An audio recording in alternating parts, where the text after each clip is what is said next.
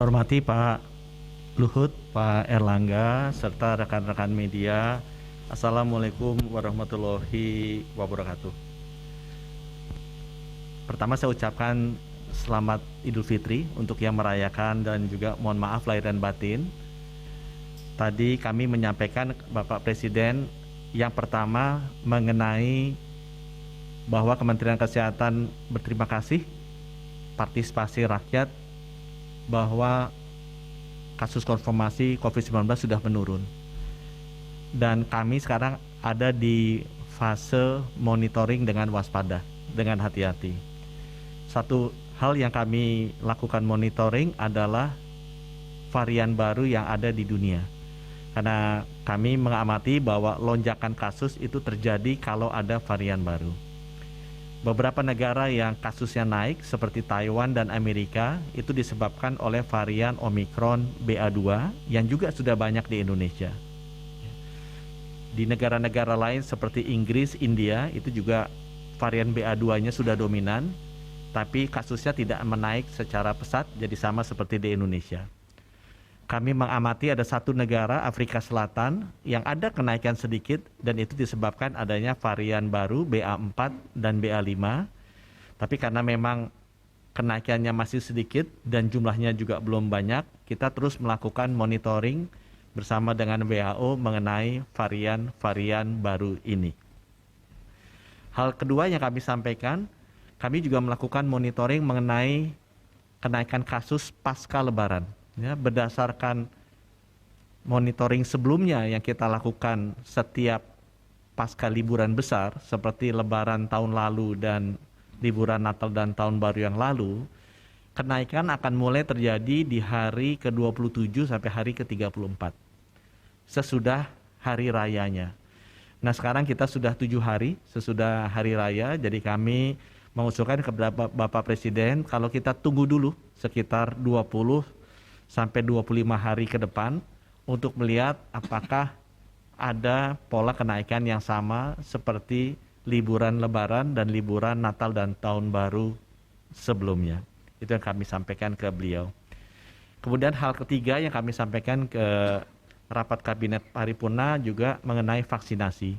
Jadi minggu lalu kita sudah menembus angka 400 juta dosis vaksinasi. Ya, tepatnya sudah ada 406 juta dosis vaksinasi yang diberikan ke 199.400.000 masyarakat Indonesia. Jadi kalau dulu pertama kali di awal vaksinasi 13 Januari tahun lalu disampaikan oleh satu majalah terkemuka internasional Indonesia butuh 10 tahun. Sekarang dalam waktu 16 bulan kita sudah berhasil menyuntikkan 406 juta dosis vaksin ke seluruh masyarakat Indonesia.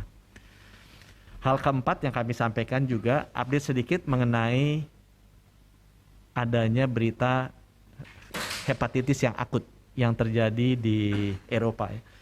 WHO menyampaikan adanya outbreak hepatitis akut ini tanggal 23 April ya di Eropa.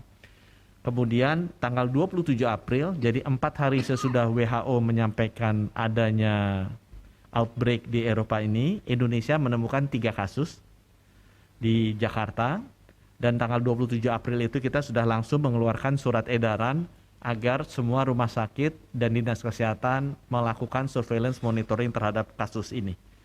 30 April Singapura mengumumkan kasus yang pertama dan sampai sekarang kondisinya di Indonesia ada 15 kasus. Ya. Di dunia yang paling besar ada di Inggris 115 kasus, kemudian di Italia, Spanyol dan juga di Amerika Serikat. Kami sendiri sudah melakukan koordinasi dan diskusi dengan teman-teman dari CDC Amerika dan juga dengan CDC-nya Inggris sehari sesudah Lebaran, dan kami sudah mendapatkan banyak informasi dari mereka. Memang kesimpulannya belum bisa dipastikan virus apa yang 100% menyebabkan adanya penyakit hepatitis akut ini. Ya. Sekarang penelitian sedang dilakukan bersama-sama oleh Indonesia bekerja sama dengan WHO dan juga kita bekerja sama dengan Amerika dan Inggris untuk bisa mendeteksi secara cepat penyebab penyakit ini apa. Ya, kemungkinan besar adalah adenovirus strain 41, tapi ada juga banyak kasus yang tidak ada adenovirus strain 41 ini. Jadi kita masih melakukan penelitian bersama-sama dengan Inggris dan Amerika untuk memastikan penyebabnya apa. Apa yang perlu dilakukan masyarakat? Yang pertama adalah virus ini menularnya lewat asupan makanan yang lewat mulut.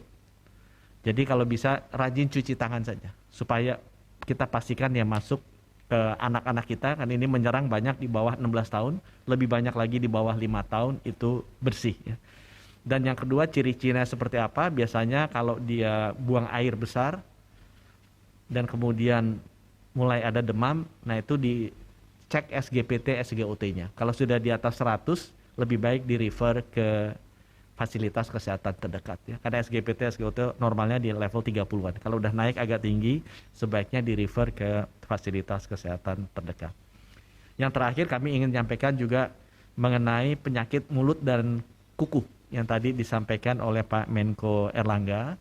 Kami sudah diskusi dengan Badan Kesehatan Dunia WHO dan Badan Kesehatan Hewan Dunia OIE bahwa penyakit mulut dan kuku ini memang domainnya ada di hewan. Jadi hampir tidak ada yang loncat ke manusia. Seperti virus SARS-CoV-2 itu loncat dari kelelawar ke manusia. Flu babi itu loncat dari babi ke manusia. Flu burung loncat dari burung ke manusia virusnya. Nah, khusus untuk mulut dan kuku, virus ini memang adanya hanya di hewan yang berkuku dua. Jadi sangat jarang yang meloncat ke manusia, jadi tidak perlu khawatir dari sisi kesehatan manusianya. Memang ini merupakan penyakit yang sangat menular di kesehatan hewan, tapi sekali lagi untuk kesehatan manusia sangat jarang dia meloncatnya. Di manusia ada yang namanya penyakit kaki, mulut, ya, dan tangan ya, hand, foot, mouth disease. Tapi ini berbeda dengan penyakit kuku dan mulut yang ada di hewan. Penyakit ini menyerang anak-anak dan ininya sangat ringan sebenarnya. Jadi 5 hal itu yang ingin kami sampaikan. Sekali lagi, selamat Hari Raya Idul Fitri, mohon maaf lahir batin, dan kita terus berdoa mudah-mudahan varian baru ini tidak keluar sehingga kita bisa hidup sehat dan normal, pindah dari pandemi ke endemi. Terima kasih. Wassalamualaikum warahmatullahi wabarakatuh.